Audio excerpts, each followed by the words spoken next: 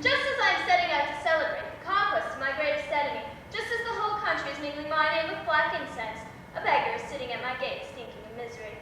Yet it is only fitting in between great events that I should speak with nothingness. Wretch, do you know why the bells are ringing? Yes. My dog has died. Was that impudence? No, it was old age. He held out to the last. Why, I thought, do his legs tremble so? He rested his forepaws on my chest. We lay that way all night, even when it grew cold. But by dawn he was found dead, and I rolled him off me. Now I cannot go home, for he is starting to decay and stinks. Why don't you throw him out?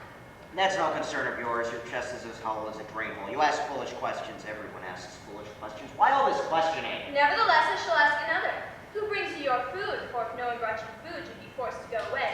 Carcasses are not allowed to rot here, nor may any scream be heard.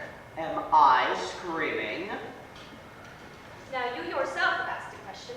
There's mockery that I don't think I understand. I don't know, and it concerns me. I'm not listening to you, but tell me who brings you your food. Sometimes there's a boy, begotten by an angel, while his mother was picking potatoes. Have you no sons? They've gone away. Like the army of the Emperor Tali that was buried in the desert sand. He marched through the desert, and his men said, "It is too far, go back, Tali." And each time he said, "This country must be conquered." They marched every day until their shoes wore out. Then their skin went to shreds, and they continued on their knees. One day a whirlwind caught a camel alongside the marchers. It died before their eyes. One day they came to an oasis and said, "Our home is like this." Then the emperor's little son fell into a cistern and drowned. They mourned 7 days. Their grief was inexhaustible. One day they saw their horses die. One day their women were unable to go on. One day the wind and the sand came, and the sand covered them, and it was quiet again, and the country was theirs. And I've forgotten its name. Where did you hear that? It's all wrong. It was entirely different. When he became so strong that I was like a child to him, I crawled away, for I will let no one impose his rule on me. What are you talking about? Clouds rushed by. Toward midnight, stars broke through. Then it grew still. Do the clouds make a sound? Some died in the filthy huts by the river, which overflowed its banks last week, but they couldn't force their way through. You know so much. Don't you ever sleep? When I lie back in the stones, the child that was born begins to cry again, and the wind begins to blow again. Last night the stars were shining bright and clear. No one died by the river. No child was born. There was no wind here. Then you must be blind and deaf and ignorant, or deliberately malicious. What do you do with yourself? I've never seen you before.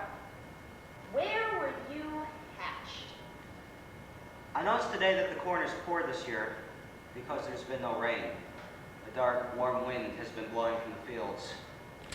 That is true. The corn is not doing well. It was like this 38 years ago. The corn was wilting in the sun, and just before it perished, torrential rains began to fall, and rats appeared to ravage all the other crops. Then they went to the village and gnawed at the people. That food killed them. I know nothing of that. Perhaps you made it up. History says nothing of it. There is no history. And Alexander and Caesar and Napoleon? Stories. Who is this Napoleon you speak of? The man that conquered half the world and was destroyed by overconfidence. Only two can believe that. He and the world. It's not true. In reality, Napoleon was a man who rode in a galley and had such a thick head that the others complained, "We cannot row, for there is too little room for our elbows." When the ship sank because they did not row, he pumped his head full of air and stayed alive, he alone. And because he was in chains, he had to go on rowing, but he couldn't see where he was going, and all were drowned.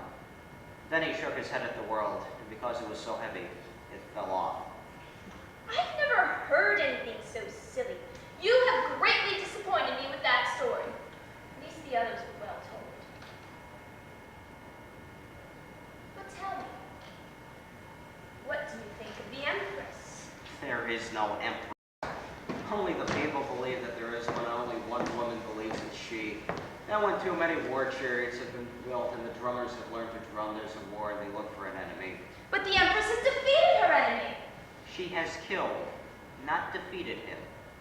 One idiot has killed another. It was a mighty enemy. Take my word for it. There's a man who put stones in my rice. That is my enemy. He boasted of the strength in his hand, but he died of cancer. And as they were closing the